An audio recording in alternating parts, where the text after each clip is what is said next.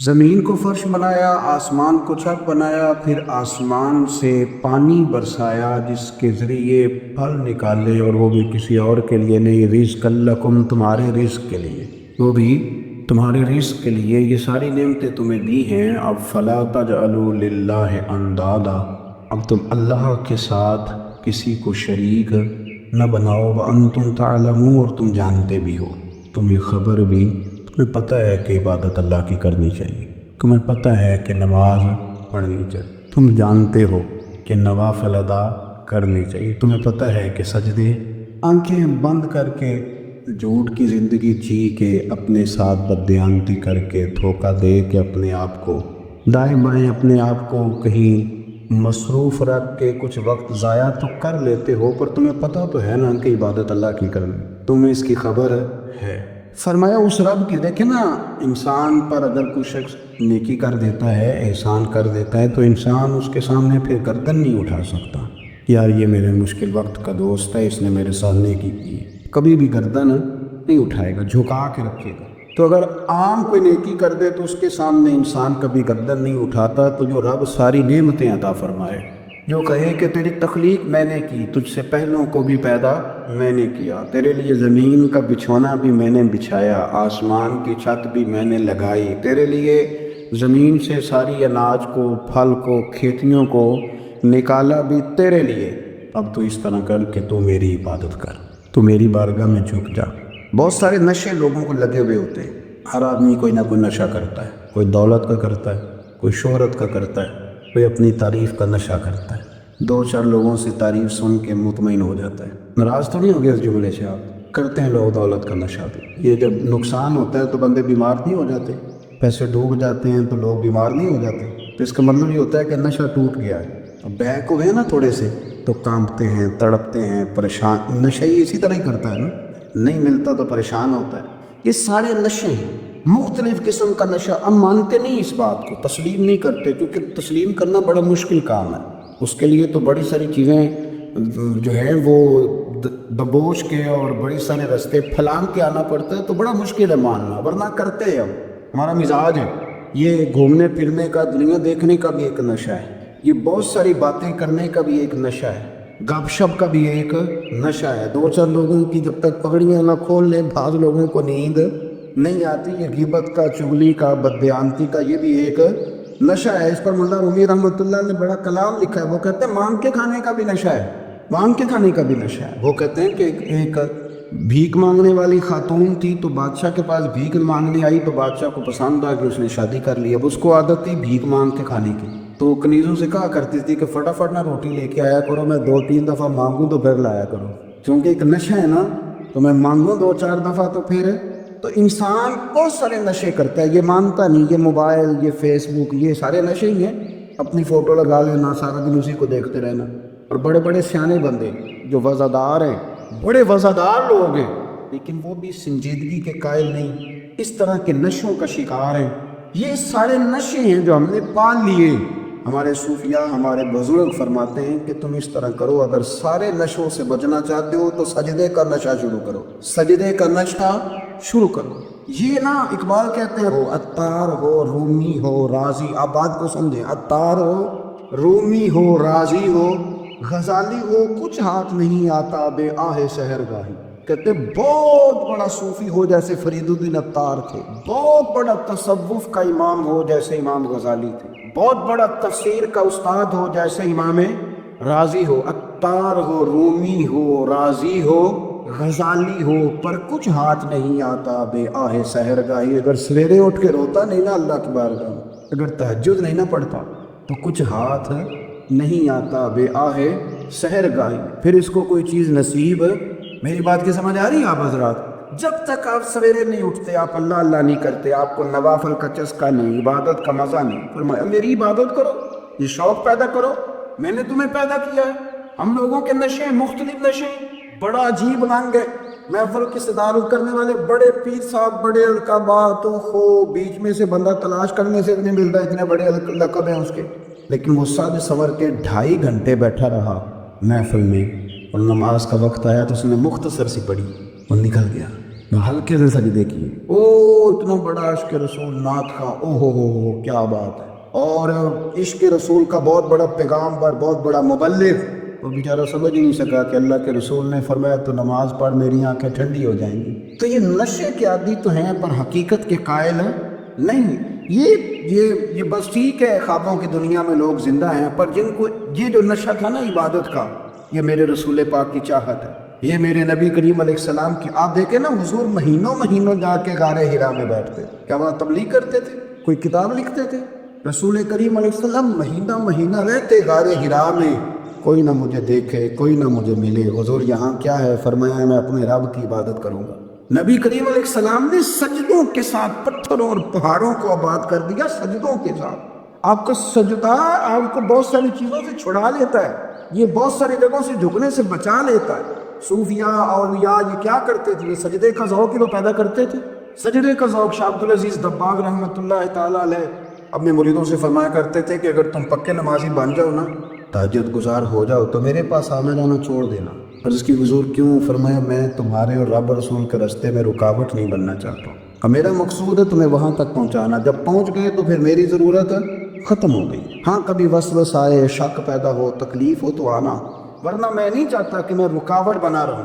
تم اللہ اللہ کرو، اس مالک کو راضی کرو. میرے رسول پاک علیہ وسلم نے فرمایا بندہ اللہ کے سب سے قریب اس وقت ہوتا ہے جب وہ سجدے کی حالت میں ہوتا ہے. کس کے قریب ہوتا ہے؟ اللہ کے سب سے قریب ہوتا ہے.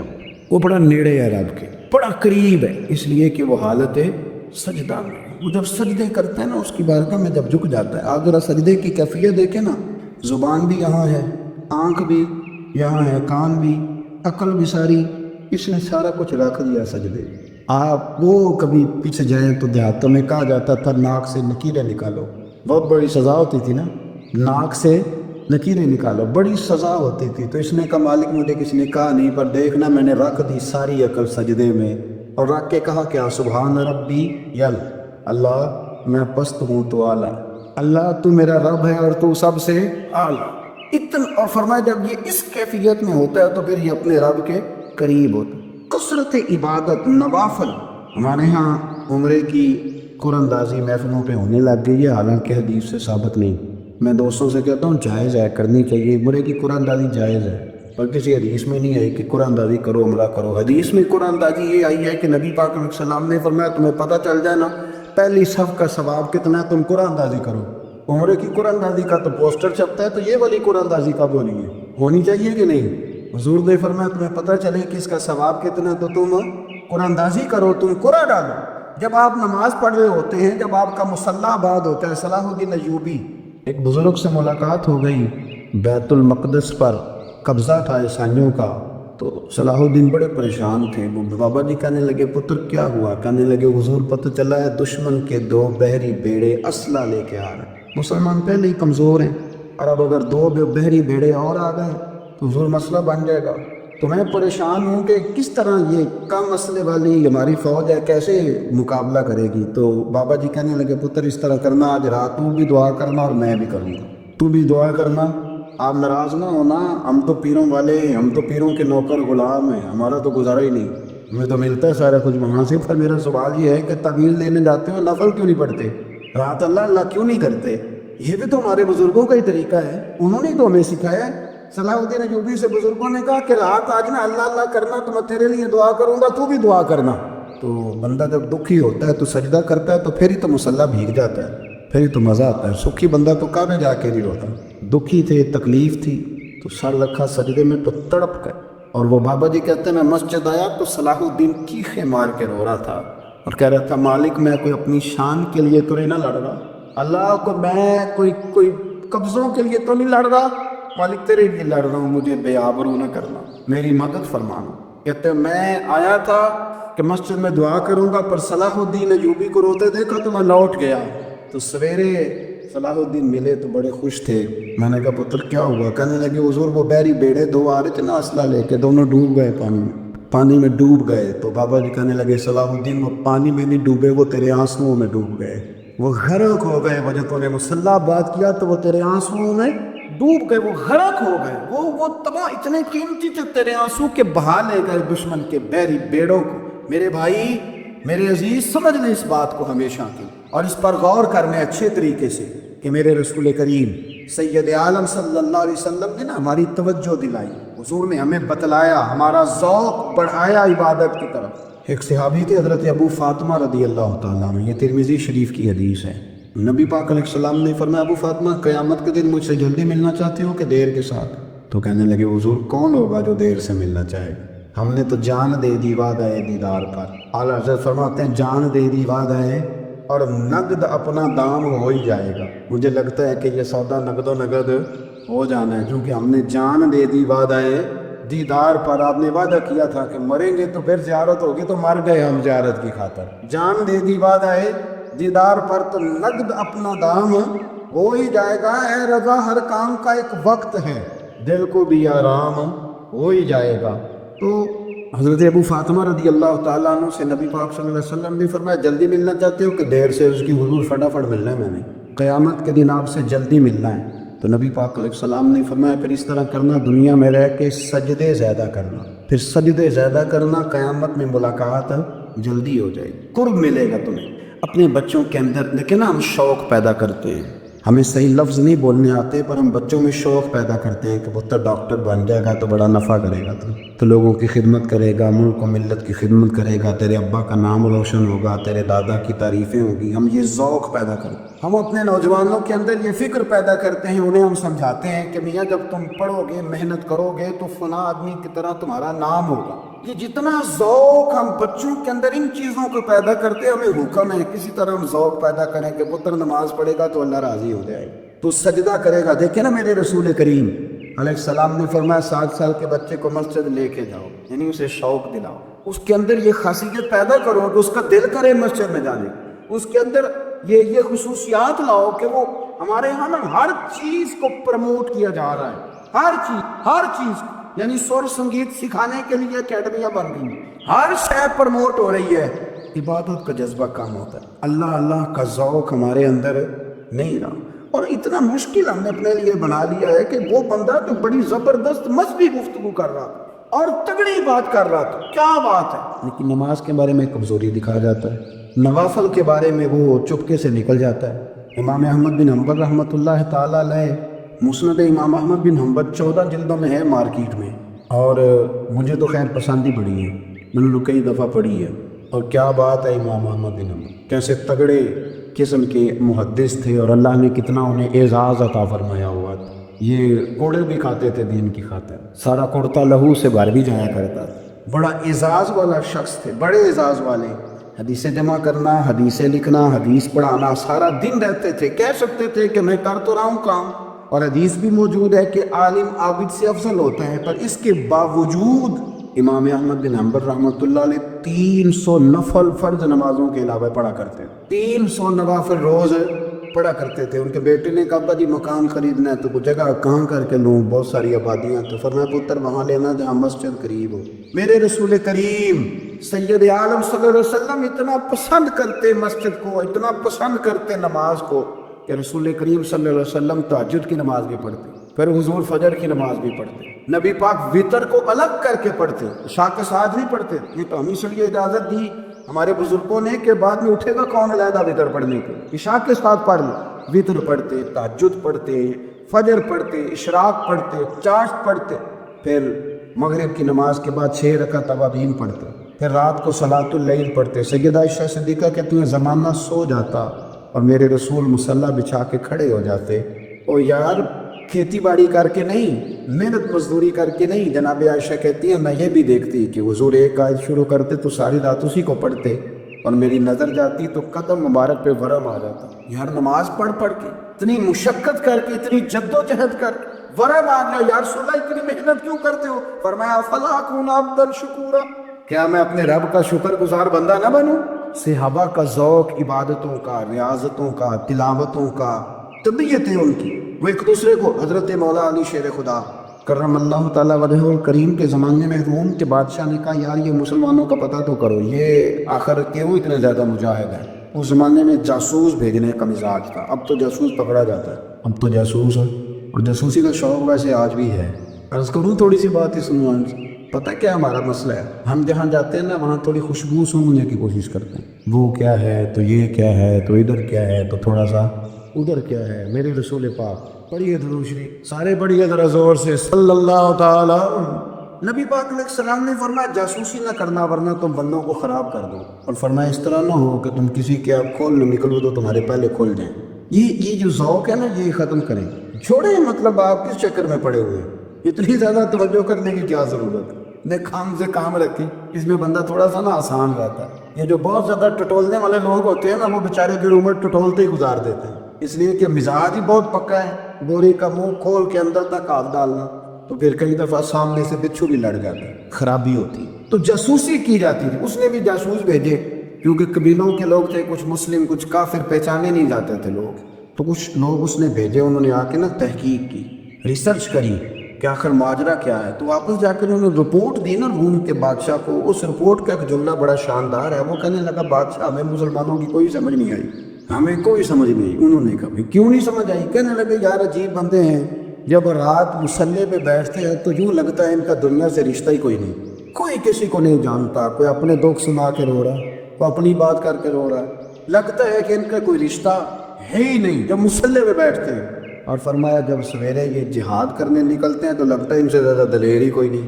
حالانکہ جو مسلوں پہ رونے دھونے کے لوگ ہوتے ہیں وہ کئی دفعہ جہاد میں کام نہیں کرتے. لیکن عجیب لوگ ہیں کہ رات کے راہب ہیں دن کے مجاہد ہیں. کوئی سمجھ نہیں آتا. میرے عزیز ان لوگوں نے مسلح آباد کر کے رکھا. تلاوتیں ان کا ذوق رہی. منظر روز پڑھنا اسباق پڑھنا وظائف پڑھنا یہ ان کا ذوق رہا. اعلیٰ حضرت بریلوی رحمۃ اللہ نے 1000 کتاب لکھی ہے لیکن الوظیفۃ الکریمہ کے نام سے جو وہ صبح و شام وظائف پڑھتے تھے وہ الگ انہوں نے ان کو بیان کیا. پابندی کے ساتھ اپنی اللہ اللہ کرتے. شیخ شہاب الدین سہروردی رحمۃ اللہ علیہ اس پر ایک بندے نے اعتراض کیا. اس نے کہا جی آپ کس قسم کے صوفی ہیں مرید بیٹھے ہیں اور آپ وہاں نفل پڑھ رہے ہیں. تو بڑا مسئلہ ہوتا ہے نا. جو بندہ ملنے آتا ہے وہ اپنے ٹائم کے حساب سے آتا ہے اور اس کا یہ بھی خیال ہوتا ہے کہ پیر صاحب جو ہیں وہ چونکہ درویش ہیں تو انہیں روٹی کھانی چاہیے نہ سونا چاہیے چونکہ وہ درویش ہیں. اور ہم چونکہ درویشوں کے ماننے والے ہیں لہذا ہمارا یہ طریقہ ہونا چاہیے کہ جیسے ہم کہیں درویش ویسے کر جائے. حالانکہ اس کو آپ درویش کہیں گے آپ اس کی مانیں گے آپ منوائیں گے نہیں. تمہارا مزاج ہوتا ہے. شیخ شہاب الدین پر لوگوں نے اعتراض کی. حضور لوگ ملنے آئے ہیں زیارت کرنے آئے ہیں یہ بندے دعا کرانے آئے ہیں اللہ اللہ کرانے آئے اور آپ نفل پڑھ رہے ہیں. کیا جملہ ہے کیا حسن ہے کیا خوبصورتی ہے. فرمانے لگے رب رسول سے مانگنے کے لیے مصلی بچھایا ہے. اگر وہاں سے مانگوں گا نہیں تو تمہیں دوں گا کیا. پہلے مجھے کچھ لے تو لینے دو. اگر میرے پلے کچھ ہے ہوگی تو آگے دوں گا نا. تو میں مانگنے گیا تھا کہ یا اللہ دے تیرے بندے لینے آئے دے. تو میں کچھ لوں گا تو آگے دوں گا نا. لیکن ہمارا یہ سٹیٹس یہ مزاج یہ شعور نہیں ہے. گپیں کہانیاں داستانیں گفتگو خطابت واز کیا بات. لیکن اگر کچھ کرنے کا کام ہو تو وہ نہیں ہم سے ہوتا. میرے نبی کریم علیہ الصلوۃ والسلام نے مصلی سے دل لگانے کا درس دیا. حضور نے توجہ دلائی. صحابہ اس ذوق کے حامل لوگ تھے. وہ کوشش کرتے تھے. جناب صدیق اکبر رضی اللہ تعالیٰ عنہ کا عبادت کا مزاج ہمیشہ قائم رہا. حضرت عمر فاروق ساری رات اللہ کے حضور کھڑے رہے. حضرت عثمان غنی رضی اللہ تعالیٰ عنہ عشاء کی نماز پڑھ کے 2 رکعتوں کی نیت باندھتے تھے. 15 سپارے پہلی رکعت میں پڑھ دیتے اور 15 سپارے قرآن مجید کے دوسری رکعت میں پڑھ دیتے. آپ نے نا حضرت عمر فاروق کے وصال کے بعد ان کی ایک بیوہ سے نکاح کیا. حضرت عثمان غنی نے نکاح کیا. وہ خاتون آپ کے نکاح میں آئی تو عرض کرنے لگی امیر المومنین میرے لیے اعزاز تو بہت ہے کہ میں امیر المومنین کی بیوہ تھی تو امیر المومنین کی منکوحہ ہو گئی ہوں. لیکن حضور نہ تو میں جوان ہوں کہ میرے اندر رغبت ہوتی اور نہ میں اب اس قابل ہوں کہ کوئی خدمت کر سکوں. میرے ساتھ نکاح کی وجہ کیا بنی. تو عثمان غنی رو پڑے. فرمانے لگے میں نے عمر فاروق کو مسجد میں اپنے رب سے ڈرتے ہوئے دیکھا. میں نے اسے روتے ہوئے دیکھا ہے. عدل کرتے دیکھا ہے. انصاف کرتے دیکھا ہے. امت کی خیر خواہی کرتے دیکھا. تمہارے ساتھ نکاح اس لیے کیا ہے کہ تم مجھے یہ بتاؤ کہ عمر فاروق گھر کے اندر اپنے رب کو کیسے راضی کرتے تھے. گھر کے اندر کیسے راضی کرتے تھے. وہ طریقے بتلاؤ تم بتاتی جانا اور میں بھی اسی طرح گھر میں عبادت کروں. میرے رسول کریم علیہ الصلوۃ والسلام نے ارشاد فرمایا. حضور فرمانے لگے جس گھر میں اللہ کا ذکر ہوتا ہے وہ گھر زندوں کا ہے اور جس گھر میں رب کریم کا ذکر نہیں ہوتا وہ گھر زندوں کا نہیں ہے. گھر نہ ہم نہ کتابوں میں پڑھتے ہیں کہ ایک بزرگ کہتے ہیں، حضرت فضیل بن ایاز کہتے ہیں کہ میں ایک گلی سے گزر رہا تھا تو گھر کے اندر کسی قاری صاحب نے قرآن کی آیت پڑھ دی، وَلِمَنْ خَافَ مَقَامَ رَبِّهِ جَنَّتَانِ، میرے کانوں سے ٹکرائی تو اللہ نے میری کایا ہی پلٹ دی، میں توبہ کر گیا۔ اب گھر کے اندر سے آواز آئے تو صحیح نہ تلاوت کی، پر اندر سے آواز آتی نہیں ہے، ڈیک بجنے کی آواز آتی ہے، یا ٹی وی چلنے کی آواز آتی ہے، یا دھوم مچانے کی آواز آتی ہے۔ عبادت کا وہ جو خاص شوق تھا، وہ جو حسن تھا، وہ جو توانائی تھی، وہ جو بات تھی۔ ایک جگہ پہ ہم بیٹھے تھے تو وہاں ایک صاحب آئے اور انہوں نے آتے ہی کہا کہ مہربانی کریں ذرا مجھے مصلی دے دیں، میرے میں کچھ نفل رہ گئے۔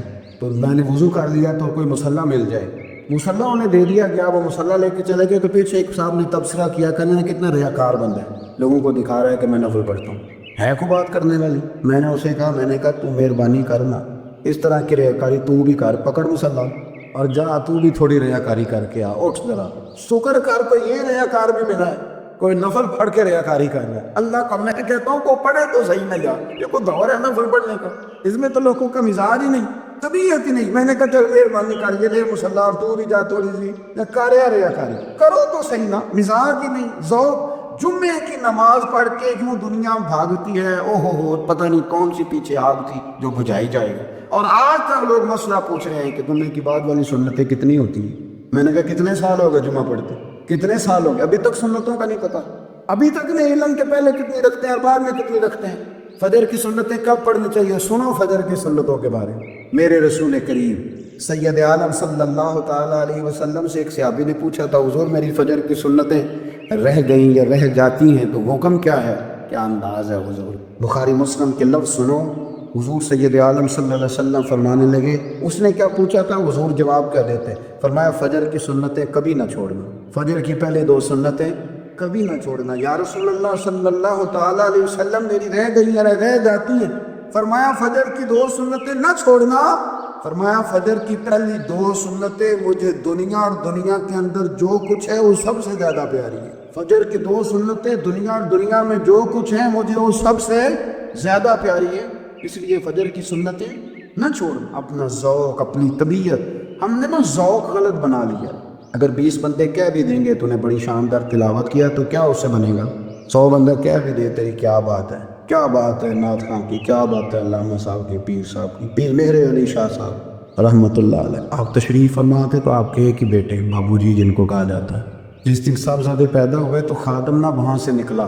ان لوگوں کے شوق اور طرح کے تھے نا، تو ان کی توجہ بھی اپنے شوق کی طرف رہتی، تو خادم نکلا اندر سے، پیر صاحب مبارک ہو، پیر صاحب مبارک ہو، پیر صاحب مبارک ہو، پیر صاحب مبارک ہو، شور کر رہا ہے۔ تو پیر صاحب کو وجد دو، اللہ اکبر اللہ اکبر اللہ، وہ کیا ہوا، کس بات کی مبارک دے رہے ہو؟ اس کی حضور اللہ نے بیٹا دیے۔ تو آپ فرمانے لگے اچھا حضور آپ کیا ہوا، آپ تو پریشان ہو گئے۔ فرمانے لگے جب تو نے 3 دفعہ کہا نا مہر علی کو مبارک ہو تو میں سمجھا تھا شاید تجھے کسی نے بتا دیا ہے کہ مہر علی سے اللہ راضی ہو گئے۔ میں سمجھا تھا کہ شاید تو یہ خبر لے کے آیا ہے کہ کسی نے بتایا ہے کہ مجھے آج خبر ملی ہے کہ مہر علی سے رب اچھا پتر ہوا ہے، الحمدللہ اللہ کا شکر ہے۔